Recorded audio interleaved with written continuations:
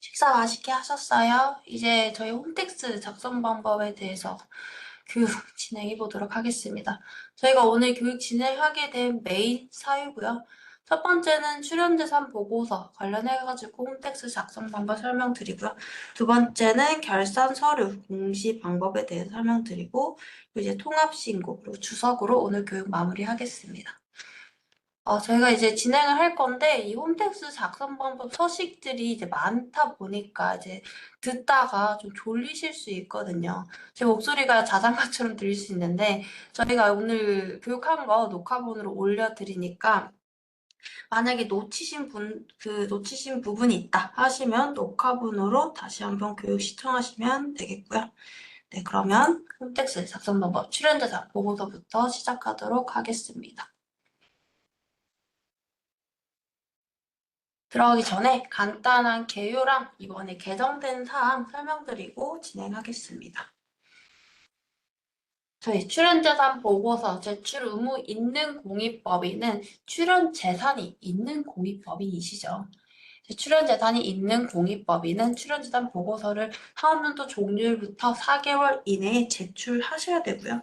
다만 불특정 다수로부터 헌금만 있는 종교단체는 제출하지 않아도 되나 이 부동산이나 주식으로 출연받은 내역이 있다 하시면 종교단체일지라도 출연재산 보고서 제출 의무 있습니다. 미제출하시거나 불분명한 금액이 있다 하시면 상증세액의 1% 가산세가 부과되고 있다는 것도 참고하시면 되겠고요. 다만 고의성이 너무 다분하다 하시면 한도 없이 가산세가 부과되고 있다는 것도 참고하시면 되겠습니다. 옆에 보시면 이제 출연재산 보고서 제출 양식이고요. 총 10가지가 있습니다. 첫 번째는 이제 공익법인 출연재산 보고서라고 자산과 수익 현황에 대해서 큰 틀로 작성하는 서식이라고 보시면 되겠고요. 두 번째는 출연받은 재산의 사용 명세서. 그러니까 출연받은 재산이 있다 하시면 이 출연 재산을 전액을 3년 이내 직접 공익 목적에 사용하셔야 됩니다. 그래서 이제 3년 내에 어떤 식으로 출연받은 재산을 사용하고 있는지 작성하시는 서식이라고 보시면 되겠고, 세 번째는 이 출연 재산을 매각했을 때 그 매각 대금을 3년 이내에 이 사용 기준에 맞춰서 1년 이내 30%, 2년 이내 60%, 3년 이내 90%잘 사용하고 계시는지 작성하시는 서식이고요. 네 번째는 이 출연 재산을 수익용으로 운용했을 때 이 수익용 자산에서 나오는 이 운용 소득을 사용 기준 80%에 맞춰서 직접 공익 목적에 사용하고 있는지. 다섯 번째는 이 2번부터 4번까지의 자산 내역 중에서 남아있는 자산이 있다면 앞으로의 사용 계획은 어떤 건지 작성해 주시는 서식입니다. 여섯 번째는 이제 공익법인이 보유하고 있는 주식에 대해서 작성해 주시면 되겠고요. 일곱 번째는 이 공익법인의 이사, 법인 등기상에 기재되어 있는 이사를 모두 작성해 주시면 됩니다. 다만 이 이사 중에서 기준 초과 이사가 있다 하시면 8번에 있는 이 기준 초과 이사에 대해서 경비 명세서 작성해 주시면 됩니다. 뭐 급여, 항공비, 차량 유지비 이런 것들 지출된 금액 있으시면 여기서 작성해 주시면 되고요. 아홉 번째는 특정 기업 광고, 계열법인의 광고 관련해가지고 광고하신 내역 있으시면 정당한 대가를 받지 않고 그 내국법인의 뭐 이익을 증대시킨 경우가 있다 하시면 그때 작성해 주시면 되겠습니다. 네, 마지막 열 번째는 세무확인서라고 이 신고서가 적정하게 신고되고 있는지 외부 전문가로부터 세무확인서를 받아서 제출하셔야 됩니다. 여기까지가 이제 출연재산 보고서 제출 양식이라고 보시면 되겠고요. 저희 이번에 개정된 사항이 있습니다. 저희 불과 3월 21일 날 개정된 서식이고요. 개정된 부분은 이 출연재산 매각대금 사용 명세서상에 지출 명세서 작성할 때 당초에는 지급처면 사업자 등록번호 지출 목적 지출액 이런 식으로 그냥 구분만 하시면 됐었는데 이렇게 구분하다 보니까 지출이 실제적으로 어디로 지출되는지 명확히 구분이 안 되신 거죠. 확인이 안 돼서 이번부터는 24년도 신고하실 때부터는 이 지출 명세서 구체적으로 구분하시고 작성해 주셔야 됩니다. 기부금품 모집 및 지출 명세서에서 작성했던 것처럼 수혜자에게 지출했는지, 자산취득에 지출했는지, 운영 경비에 지출했는지 구분해서 세분화해가지고 구체적으로 작성해 주셔야 되고요. 마찬가지로 운용소득 사용 명세서도 당초에는 그냥 지급자명, 사업자 등록번호, 지출 목적, 지출액을 적었다면 이제부터는 수혜자, 자산취득, 운영경비, 지출 목적이 세분화되어 있으니까 구체적으로 지출 명세서를 작성해 주시면 되겠습니다. 이 출연재단 보고서 들어가는 경로는 맨 처음 시간에 설명드렸는데 맨 위 상단 탭에서 지급명세 자료 공입법인 여기 누르셔가지고 그 공입법인 보고서 왼쪽에 있는 이 버튼 누르시면 출연재산 보고서 제출하시는 경로가 있어요. 그렇게 제출하시던지 아니시면 로그인 하시면 세무업무 가이드맵 여기에서 공입법인 조갑 안내 그리고 이 화면이 떠요. 그러면 여기서 이제 신고 보고, 이 출연재산 보고서 제출. 여기를 클릭해서 제출하시면 됩니다. 여기 클릭하시면 딱 바로 이렇게 팝업창이 뜹니다. 이 팝업창은 공익법인, 본인들이 최근 2년치에 어떤 식으로 신고가 되어 있는지, 의무이행 관련해가지고 잘 지키고 있는지, 이런 식으로 화면이 띄워지니까 신고하기 전에 한 번쯤 확인해 보시고 가시면 되겠고요. 뭐 작년이나 뭐 재작년에 출연재산 보고서를 제출했는지 아니면 뭐 결산서류를 표준으로 하셨는지 간편으로 하셨는지 이런 식으로 뜨니까 그냥 확인하시고 넘어가시면 되겠습니다. 이제 저희가 이제 출연재산 보고서 제출 당초에는 그 파란색 버튼으로 막 중구난방 형식으로 되어 있었는데 너무 찾기가 어렵다고 하셔가지고 이번에 좀 깔끔하게 저희가 좀 화면을 구축화 시켰고요. 보시면 이 통합신고, 일반신고, 과거 사업연도 신고 이제 꼭 구분이 이렇게 깔끔하게 됐고 통합신고는 이 결산서류 공시랑 출연재산 보고서 제출 의무가 있으신 분들이 한 번에 이 신고서 서식에서 작성할 수 있다라고 보시면 돼요. 근데 다만 이 출연재산 보고서랑 결산서류랑 별도로 작성하고 싶다 하시면 일반 신고 공익법인 보고서 작성하기 여기를 클릭하시고 신고서를 진행해 주시면 됩니다. 이 통합신고는 결산서류 공시랑 출연재산 보고서 같은 그 두 가지 의무가 있으신 분들이 한 가지 서식에서 작성할 수 있는 서식이다라고 보시면 되겠고 다만 이 통합신고는 표준서식 대상자들만 가능하십니다. 간편서식 대상자들은 결산서류 공시하실 때 간편서식으로 공시하시고 또 출연재산이 있다 하시면 출연재산 보고서, 일반신고, 그리고 공익법인 작성하기 여기로 들어가셔서 개별로 작성해 주셔야 됩니다. 통합신고는 표준서식 대상자들만 가능하다라는 거 참고하시면 되겠고요.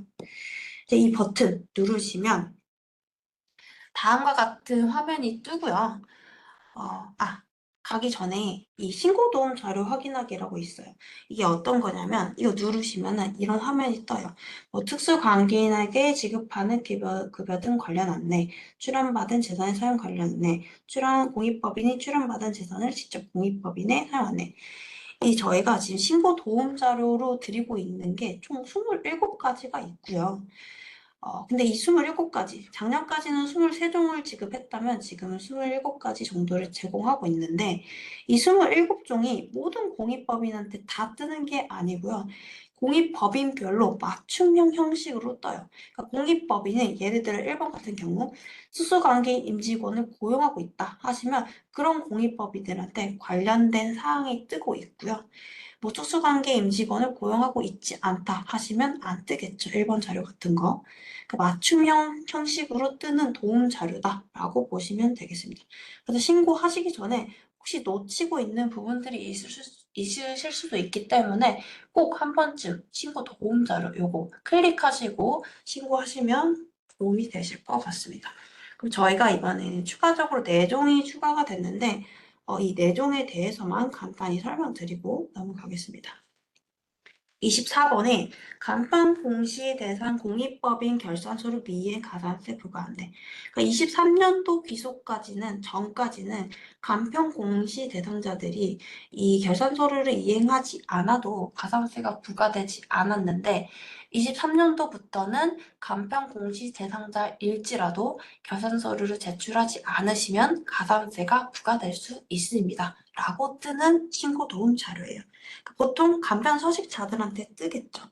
참고하시면 되겠고 25번은 외부 회계감사 대상이 아닌 공익법인의 주석 공시 안내라고 외부 회계감사 대상인 공익법인들은 감사보고서 제출하실 때 재무제표 감사 의견 주석 모두를 공시하실 수 있게 되어 있거든요.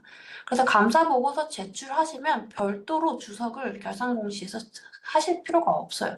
근데 다만 주석이 이제 필수적 의무사항으로 바뀌었기 때문에 이 외부 회계감사 대상이 아닌 공익법인들도 주석으로 공시하셔야 돼요.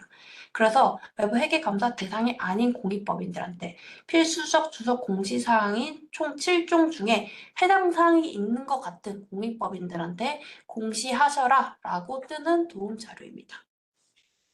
26번은 전년도 의무이행 여부를 미보고한 공익법인의 2회 위반 시 명단 공개 안내.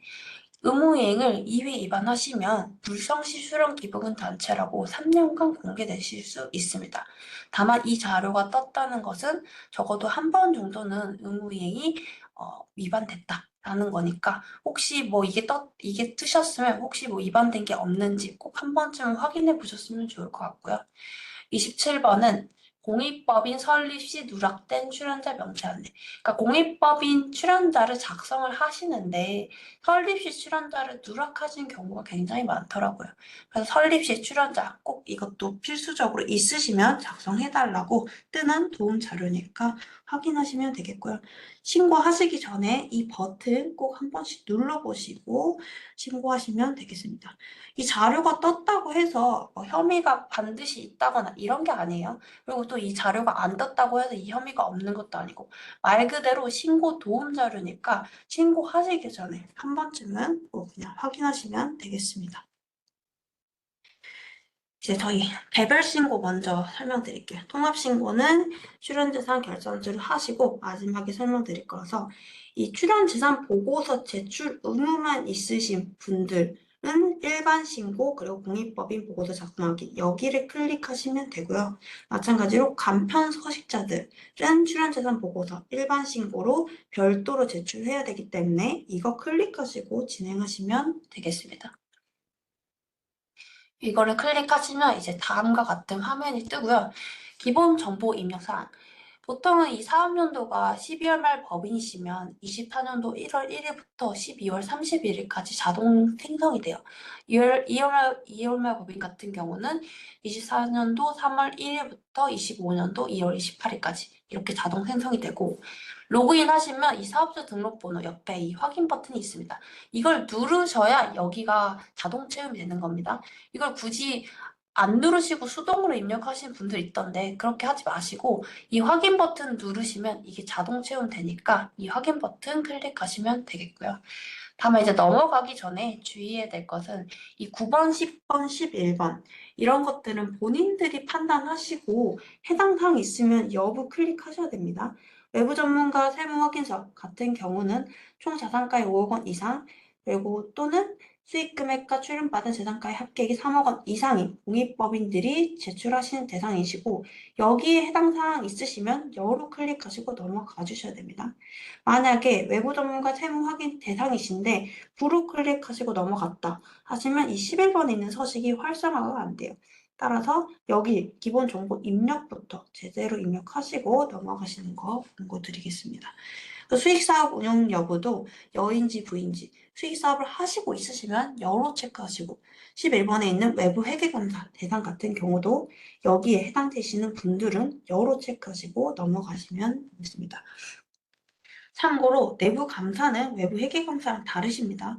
내부적으로 감사를 받은 내역이 있다 하시더라도 외부 회계 감사 대상이 아니시면 그냥 부로 체크하시고 넘어가시면 되겠고요. 네, 여기까지 입력하셨으면 저장 후 다음 이동으로 가시겠습니다. 그 다음에는 공익법인 출연재산 보고서. 이거는 자산 보유 현황이랑 수익 원천별 수익 금액 현황에 대해서 작성해 주시고요. 자산 보유 현황은 보시면 고유 목적 사업에 대한 자산만 입력해 주시는 게 아니고 이 고유 목적 사업과 기타 사업, 수익 사업에서 있는 모든 자산을 기재를 해 주셔야 돼요. 모든 자산을 합산해가지고 토지는 얼마인지, 건물은 얼마인지, 그리고 주식은 얼마인지, 금융자산은 얼마인지 여기다 합산해가지고 기재를 해주시면 되겠고요. 이 총자산가액, 참고적으로 말씀드리면 이 총자산가액은 이 재무상태표상의 총자산가액에 있는 장부가액과 일치가 되어야 됩니다. 이 재무상태표상은 결산서류 공시 서식이고요. 통합신고로 진행을 하시면 이 출연재산과 결산 공시가 일치가 안 되는 부분들은 나중에 오류 팝업으로 뜨지만 이런 식으로 일반 신고, 개별적으로 출연재산 보고서 제출하시고 개별적으로 결산서류 공시 제출하시면 이 팝업이 안 떠요. 그래서 본인들이 일치 여부를 판단하시고 작성하셔야 됩니다. 이제 총자산가액은 재무상태표상의 총자산의 장부가액과 일치한다, 해야 된다 라고 보시면 되겠고 13번, 14번 토지와 건물 같은 경우는 감가상가 누계액을 차감한 순액으로 작성해 주시면 됩니다. 15번에 있는 주식 출자 지분은 주식과 출자 지분의 재무상태표상의 가액을 입력해 주시면 되겠고요. 다만 이제 어떤 분들이 주식 은 그냥 금융자산으로 모시고 16번에 합산해가지고 작성해 주시는 분들이 있더라고요. 16번은 예적금, 금융자산, 말 그대로 현금성 자산 같은 것을 여기다 입력하시는 거지 주식을 16번에 합산해가지고 입력해 주시면 안 됩니다. 15번, 16번 구분해서 입력해 주시고요. 또 유의사항 2번 보시면 미수이자 이런 것들은 이 17번 기타에 속해요. 미수이자도 이 금융자산에 포함해서 작성하지 않도록 주의해 주시면 되겠습니다. 이 17번 매출채권, 미수이자, 미수임대료, 선급금 이런 게 포함이 된다. 그러니까 계정 과목이 뭐 어떤 게 분류되는지 잘 모르시겠다 하시면 옆에 있는 이 도움말 버튼이 있어요. 요거 적극적으로 활용하시면 굉장히 도움이 됩니다. 여기에 그 계정 과목별로 어떤 식으로 분류해야 되는지 다 나와 있으니까 상세하게 나와 있어서 이 도움말 버튼 꼭 한 번씩 클릭해 보시고 자산 분류해 주시면 되겠고요. 수익 원천별 수익 금액 현황도 보시면 금융, 부동산, 기타 사업, 공익 목적 사업으로 이루어져 있고요. 금융은 말 그대로 이자 배당, 기타 금융, 부동산은 임대 매각, 그리고 맨 밑에는 기타 사업과 공익 목적 사업으로 구분하셔야 돼요. 이 26번, 27번은 기타 사업 관련된 부분이고요. 29번은 공익 목적과 관련된 수익과 비용을 여기다가 합산해가지고 입력해 주시면 됩니다. 보시면 22번, 26번 요것만 좀 차이점 보고 갈게요. 22번 같은 경우는 기타 금융, 주식 채권 등의 매도에 따라서 발생한 처분 손익 이런 게 바로 기타 금융의 수익과 비용이라 보시면 되고 26번에 있는 기타는 금융, 부동산 외의 기타 사업에서 발생하는 수익과 비용을 여기다가 입력해 주시면 돼요. 27번 사업의 손익은 공익 목적이랑 기타 사업을 합산한 사업의 손익이 아니시고 기타 사업에서 발생한 사업의 손익만 여기다가 입력해 주시면 됩니다. 그러니까 공익 목적과 관련된 것은 모든 수익을 여기다가 모든 비용을 여기다가 입력해 주시면 되겠습니다. 잘 모르시겠으면 이 도움말 버튼 이런 것들 적극적으로 활용하시면 좋을 것 같고요. 또 만약에 이 도움말 버튼으로도 잘 모르시겠다 하시면 이 위에 있는 작성 요령 동영상 보기라고 있어요. 요거 클릭하시면 저희 서신마다 동영상으로 안내를 해드리거든요. 이런 것들도 적극적으로 활용하시면 좋을 것 같습니다. 세 번째, 출연받은 재산의 사용 명세서. 이 출연받은 재산의 사용 명세서는 말 그대로 저희 출연받은 재산이 있으면 3년 내 3년 내 전액을 공익 목적에 사용하셔야 되고요. 그러면 이 3년 내 직접 공익 목적에 사용하고 있는지 여기서 작성을 해주시면 됩니다. 근데 여기서 작성하실 때 이 출연받은 재산, 그러니까 출연자의 주민번호나 사업자 번호, 출연자명, 출연일자, 출연재산 종류를 입력해 주시면 되는데 만약에 이 출연자가 누군지 모르겠거나 아니면 뭐 익명성을 보장받고 싶다 하시면 이 무기명자로 클릭하시고 진행해 주시면 됩니다. 그리고 이 출연받은 재산 입력하실 때 나누는 기준은 50만 원 이상으로 나누시면 됩니다. 그러니까 50만 원 이상인 출연자가 있다 하시면 개별적으로 누가 출연했는지 다 작성해 주셔야 되고요. 50만 원 미만이다 하시면 그냥 합산해가지고 소액계 이런 식으로 합산해서 작성해 주시면 됩니다. 다만 이거는 이 50만 원 기준은 개인인 경우에만 나눠지는 기준이고요. 법인 같은 경우는 50만 원과 상관없이 모든 자산을 입력해 주셔야 됩니다. 50만 원 기준으로 그 개별로 작성하시냐, 합산해서 작성하시냐라고 보시면 되겠고요. 이제 밑에 있는 이 엑셀 서식 관련해서 설명을 드리자면 이 출연받은 재산 50만 원 기준으로 하면 작성하실 게 굉장히 많으실 수 있어요. 그러면 여기 엑셀 서식 내려받기 있잖아요.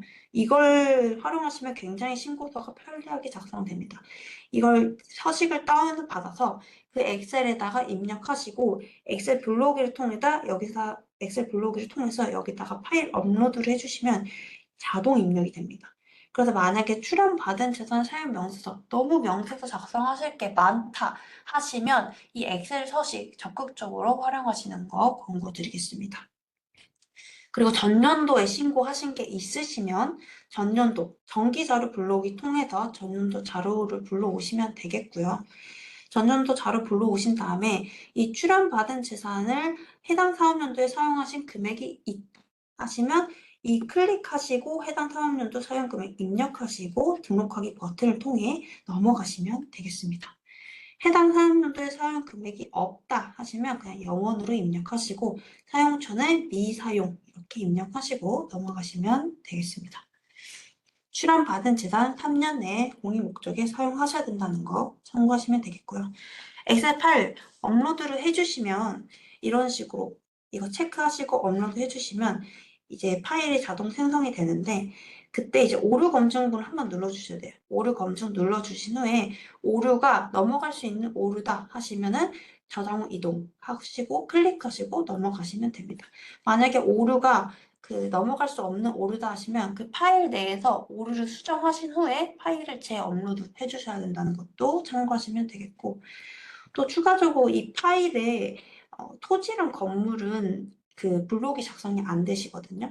그래서 앞에서 봤을 때 토지나 건물 같은 출연 재산이 있다 하시면 이 소재지를 입력을 반드시 해주시고 넘어가 주셔야 됩니다. 이 엑셀 블록이 토지나 건물은 엑셀 블록이가 안 되기 때문에 토지나 건물은 별도로 수동 작성 대상이다까지 확인해 주시면 되겠고요. 출연받은 재산의 사용 명에서 예시를 한번 보고 가겠습니다. 해당 사업연도 중에 현금 1억 원과 차량 운반부를 출연을 받았다. 예를 들어 현금 1억 원 중 7천만 원을 정기예금에 예탁을 했고 미사용 금액이 3천만 원이 있습니다. 차량 운반구 같은 경우는 이제 그 공익법인의 목적 사업으로 사용을 했다 하시면 입력하실 때 예를 들어 현금 같은 경우는 보시면 이 출연일과 출연자 그리고 이 출연재산 종류, 출연재산 가액, 그 사용금액을 사용금액과 사용처에 입력하시고요. 미사용금액 3천만 원 입력해 주시면 되겠고요. 말 그대로 이 출연받은 재산에 대해서 어떤 식으로 사용하고 있는지, 미사용금액은 없는지 이렇게 입력해 주시면 되겠고 이 밑에는 이제 차량 운반부 같은 경우 어떻게 입력하시냐라고 물어보신 분들이 있더라고요. 그러니까 출연일과 이 출연자, 출연재산 종류까지는 입력은 하지만 이걸 차량 운반구 자체를 공익 목적용 그 차량 운반구다 하시면 이 평가가액 자체를 그냥 사용금액으로 전체 입력해 주시면 돼요. 이런 식으로 입력해 주시면 됩니다. 그리고 사용처를 좀 구체적으로 작성해 주시면 됩니다. 장애인 이용수당 사용, 공익 목적 사용용 이런 식으로 입력해 주시면 되겠고요. 이 시가를 판단하기가 너무 어렵다 하시면 이 밑에 있는 출연재산가의 산정 기준 여기서 이거 보고 판단하시면 됩니다. 다음으로 넘어가시면 출연재산 매각대금 사용 명세서 서식이고요. 출연재산 매각대금도 마찬가지로 3년 이내에 매각한 자산이 있으시면 작성을 해주시면 됩니다. 먼저 사용 명세서 작성을 들어가시면 매각 일자, 매각 재산 종류, 그리고 매각 금액을 입력을 해주셔야 되고요. 이 매각 일자, 매각 계산 종료, 매각 금액 입력하시면 사용 기준 금액이 자동 계산됩니다. 이 사용 기준 금액은 예를 들어 저희가 24년도 거 지금 신고하시잖아요. 근데 매각 일자가 21년도다 하시면 24년도 때는 3년이에요. 그래서 이 매각 금액의 90%가 자동 계산되고요. 매각 일자가 22년이다 하시면 60%가 자동 계산되고 23년이다 하시면 30%가 자동 계산되는 거 확인하실 수 있습니다. 그래서 매각 금액 있으시면 이런 거 입력해 주시고 넘어가 주셔야 되고요. 마찬가지로 토지나 건물은 직접 작성해 주셔야 된다는 것도 확인해 주시면 되겠고 1년 이내 30%, 2년 이내 60%, 3년 이내 90% 직접 공유 목적에 사용하셔야 되고 1년과 2년 같은 경우 사용 기준액에 미달했을 때 10%의 가산세가 부과가 되나 3년 같은 경우는 증여세가 부과될 수 있다는 것도 확인하시면 되겠습니다. 그리고 이 매각대금, 이 사용명세서상에 직전 사업연도까지의 사용금액과 해당 사업연도의 사용금액 입력을 하셔야 되는데 해당 사업연도에 만약에 사용한 금액이 있다. 매각대금을 해당 사업연도에 직접 공인 목적으로 사용하신 금액이 있다 하시면 저희 밑에 있는 지출명세서까지 작성해 주셔야 됩니다. 지출명세서는 이런 식으로 사업자 번호, 지급 전액 지출액, 지출 목적을 입력하시고요. 여기서는 안 보이는데 저희 이번에 24년도 개정사항이죠. 지출 목적 구분까지 여기에 있습니다. 수혜자에게 지출, 자산 취득의 지출, 운영 경비의 지출 이런 식으로 먼저 구분을 하시고요. 실제적으로 어떤 식으로 지출을 했는지 구체적으로 지출 목적까지 작성을 해주셔야 됩니다. 수혜자나 수혜단체에게 지출하는 경우는 예를 들면 지원금이나 보조금 같은 경우를 말씀하고 지원금이나 보조금 같은 경우를 말씀드리고 이제 자산 취득 같은 경우는 부동산, 미술품을 취득했다. 정기예금, 정기적금 취득했다 하시면 자산 취득 클릭하시고 지출 목적에다가 입력해 주시면 되겠고요. 운영 경비는 비용 목적, 인건비, 임차료, 세금과 공과 이런 걸로 경비 지출했을 때 매각 대금을 경비 지출했을 때 이거 클릭하시고 입력해 주시면 되겠습니다. 다만 이 수혜자랑 자산 취득 같은 경우는 100만 원 기준으로 건건히 작성하시냐, 합산해서 작성하시냐 판단하시면 됩니다. 출연받은 재산의 사용 명세서는 50만 원 기준으로 기준으로 이제 판단을 했다면 이 출연재산 매각대금 사용 명세서는 100만 원 기준으로 간다라고 보시면 되겠고 이 운영 경비는 100만 원 기준과 상관없이 그냥 비용 목적별로 합산해서 작성해 주시면 돼요. 예를 들어 직원 인건비가 1,000만 원이 들었다. 10명한테 1,000만 원이 들었다 하시면 100만 원 기준으로 다 직원별로 작성하시는 게 아니고 그냥 인건비 1,000만 원, 10명 이런 식으로 작성해 주시면 됩니다. 위에 있는 것만 구분해서 작성해 주시면 되겠고요. 또 추가적으로 이 매각 대금은 6개월로 판단해서 이 사용 실적을 판단하셔야 된다.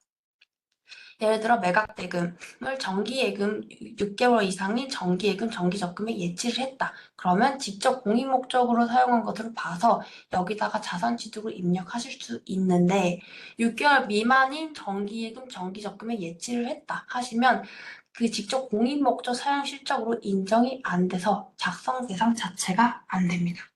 6개월로 가셔야 된다는 거 참고하시면 되겠고요.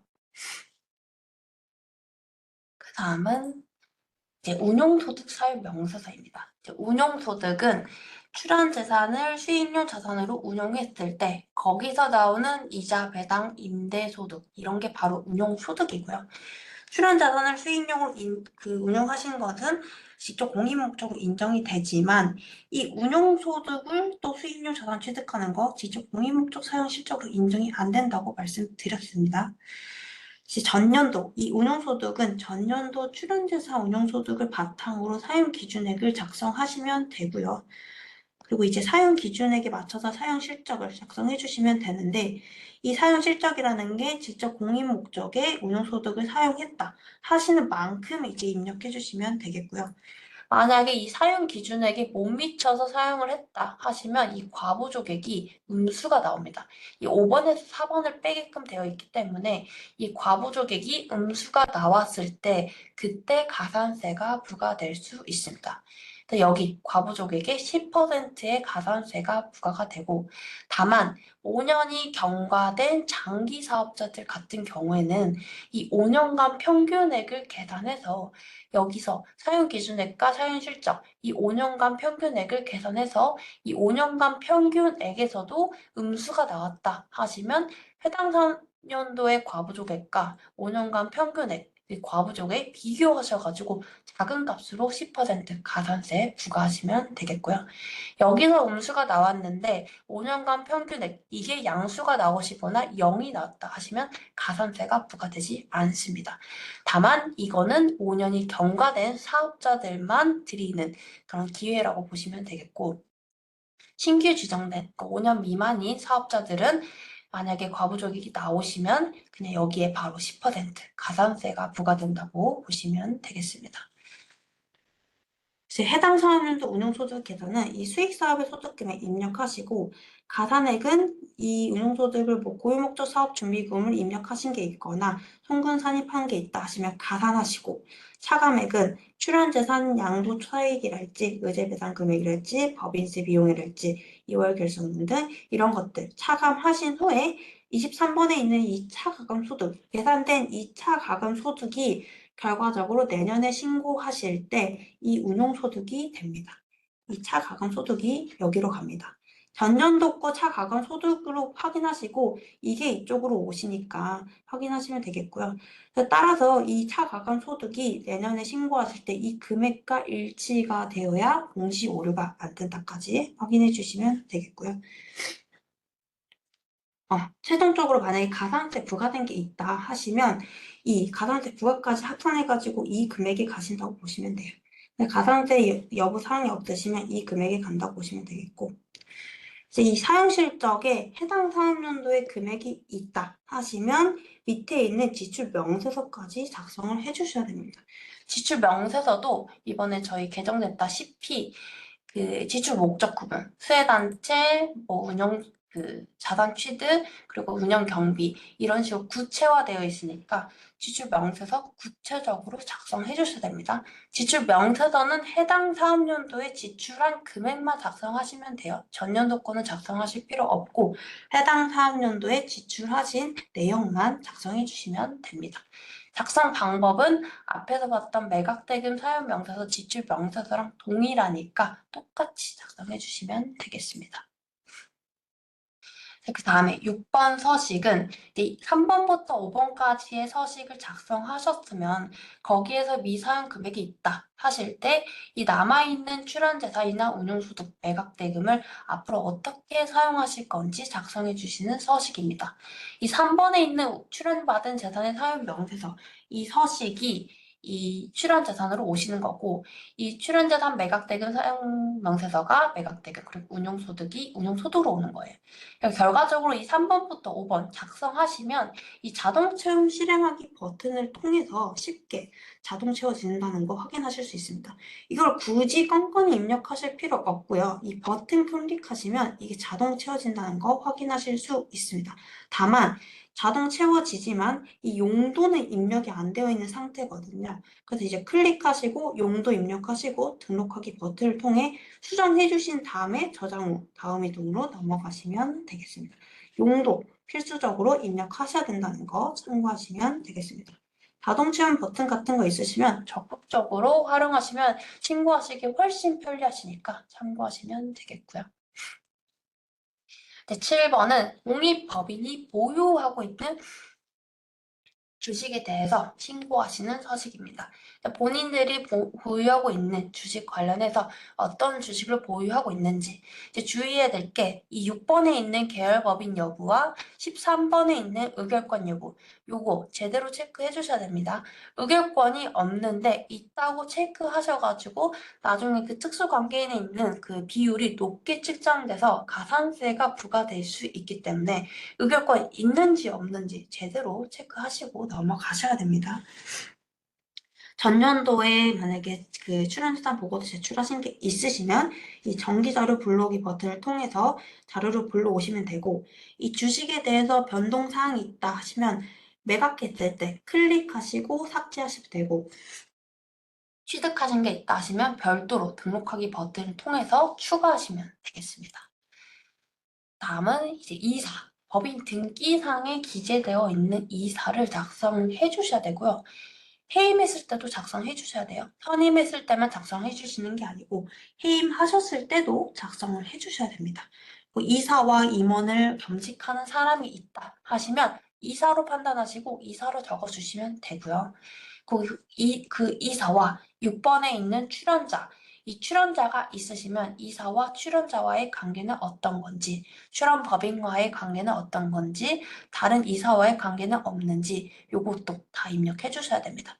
해당 사항이 없으시면 그냥 해당 없음으로 넣으시면 되고요. 9번에 있는 같은 9번도 이제 직전 3년 기업 임원 근무 여부 이런 것도 판단하셔야 되고 만약에 이제 기준이사 초과가 있다 하시면 옆에 있는 초과 여부 클릭하시고 넘어가시면 되겠습니다. 이 기준이사 초과가 있으시면 또 뒤에 있는 경비 명세서까지 작성을 해주셔야 됩니다. 이 경비 명세서는 그 기준이사 쪽한테 지급했던 급여, 항공비, 차량 유지비 이런 것들 입력해 주시면 되고 지출하신 내역이 있다면 입력해 주시면 되고 없으시면 그냥 영원으로 입력하시면 됩니다. 이제 입력하시는 대로 100%의 전액 가산세가 부과되는 거 참고하시면 되겠고요. 이 이사, 기준이사 판단하는 기준은 이사의 취임 시기가 다를 때는 나중에 취임한 이사 또는 취임 시기가 동일하다 하시면 지출 경비가 많은 이사가 기준이사 초과가 된다고 보시면 되겠고요. 넣기 전에 상증세법 시행령 제80조 10항에 열거되어 있는 이 가산세 제외 대상은 아닌지 한 번쯤은 다시 한번 판단하시고 작성하시면 되겠습니다. 10번에 있는 이제 특정 기업 광고 등 명세서, 특수 관계인에 있는 내국법인의 이익을 증가시키기 위해서 정당한 대가를 받지 않고 이 광고나 홍보를 했을 때 작성하시는 서식입니다. 그냥 아무 내국법인의 이익을 증가시키기 위해서 광고 홍보가 아니고 특수 관계에 있는 내국법인에 관계돼가지고 광고나 홍보를 했을 때 작성해 주시면 되고요. 그때 이제 들어갔던 광고나 홍보 비용 입력을 여기다가 해주시고 입력해 주시는 대로 이것도 마찬가지로 100%의 전액 가산세가 부과될 수 있으니까 참고하시면 되겠습니다. 여기까지 신고를 다 하셨다 하시면 이 신고서가 적정하게 신고됐는지 외부 전문가로부터 세무 확인서를 받으셔야 되고요. 최소 2명 이상으로부터 받으셔야 됩니다. 세무 확인서 받으시면 외부 전문가가 이 내용을 보시고 세무 확인서라는 것을 작성하실 거예요. 그러면 이 작성하신 내용 그대로 여기다가 그냥 작성해 주시면 된다고 보시면 되겠고요. 보통은 문제 없으시면은 23번 외부 전문가 종합 의견 여기에 적정함 이런 식으로 나오시고 적정함 나오시면 밑에 있는 세무 확인 결과 집계표까지 작성을 해주시면 신고서 작성 완료입니다.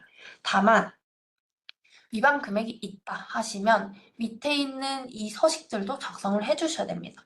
밑에 있는 서식들 중에서 이 특수관계인 사용수입 명세서나 보유분석나 명세서 이런 것들은 그냥 적정해도 해당 사항이 있으면 작성해 주셔야 되나 위반 금액이 있고 해당 사항이 있으시면 수혜자 선정 부적정 명세서랄지 재산의 운용 및 수익 사업 내역 부적정 명세서랄지 장부의 작성 비치 의무 불이행 명세서랄지 해당 사항 위반 금액이 있고 해당 사항이 있으시면 여기다가 별도로 추가적으로 작성하셔야 된다는 거 참고하시면 되겠습니다.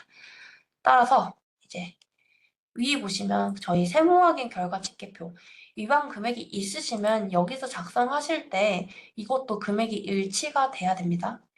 적정하시면 그냥 일괄 여로 클릭하시고 이제 입력 완료하시면 되지만 위반 금액이 있으시면 여기도 위반 금액 어떤 게 위반됐는지 여기다가 입력하시고 이 합계액이랑 또 일치가 돼야 된다는 것까지 확인해 주시면 되겠고요.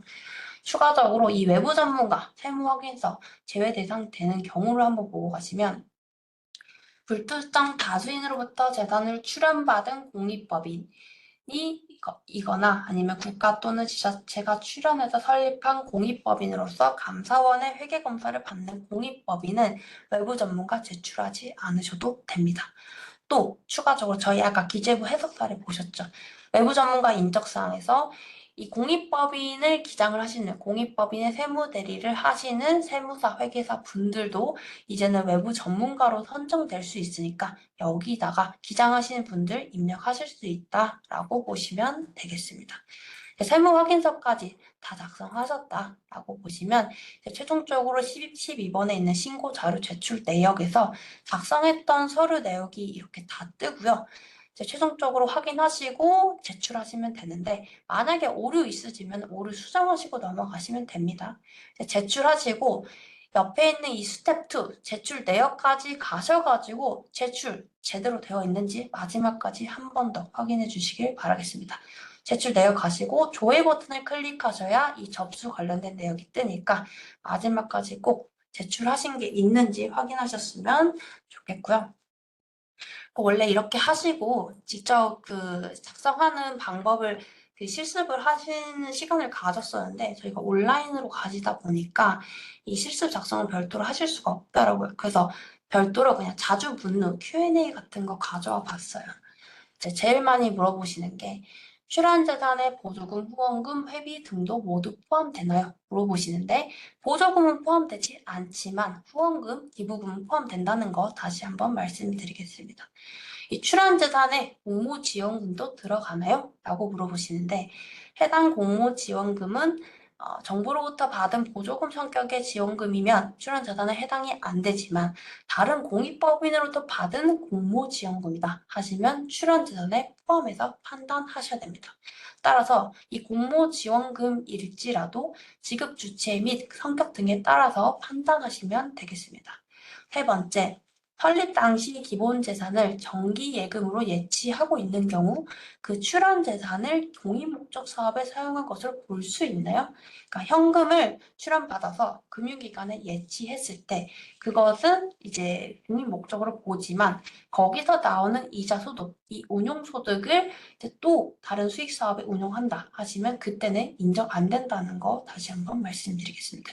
여기서는 정관상 고유목적 사업의 수행에 직접 사용하는 경우에는 그 출연받은 현금 직접 공익 목적에 사용한 것으로 본다라고 보시면 되겠고 네 번째는 출연받은 재산으로 가산세 납부했을 때 사후관리 위반인가요? 라는 질문에서 공익법인이 출연받은 재산으로 이 상신세법 제48조에 따른 가산세를 납부를 했다 하시면 그 가산세 납부액은 출연받은 재산에서 제외하시고 판단하시면 돼요.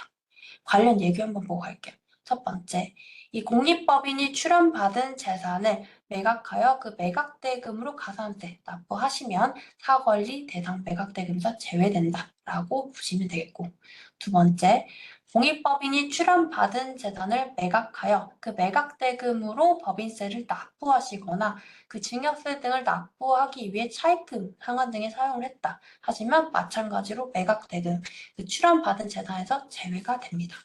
세 번째, 공익법인 등이 운용소득 및 출연받은 재산을 매각하고 그 매각대금을 공익법인 등 공익법인에 부과된 법인세 또는 납부에 사용한 차입금에 사용했을 때 증여세를 부과하진 않습니다. 다만 증여세는 부과하진 않겠지만 공익 목적에 사용한 금액으로도 포함이 안 됩니다.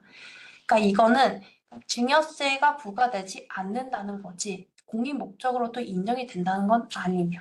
이럴 경우에는 증여세가 부과되진 않지만 직접 공익 목적 사용한 것으로 인정이 안 된다라고 보시면 되겠습니다.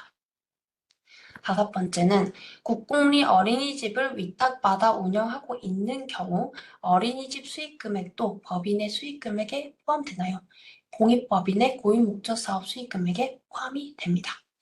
다섯 번째, 출원받은 토지에 건물을 신축하는 경우에 직접 공익 목적에 사용하는 시점은 언제인가요? 라고 물어보신 질문이 있었어요. 종교단체가 토지를 출원을 받아서 그 토지 위에 예배당을 만약에 건축을 했다 하시면 그 예배당 건물 신축 공사를 착공한 때가 바로 이 공익 목적에 사용한 시점으로 보시면 됩니다.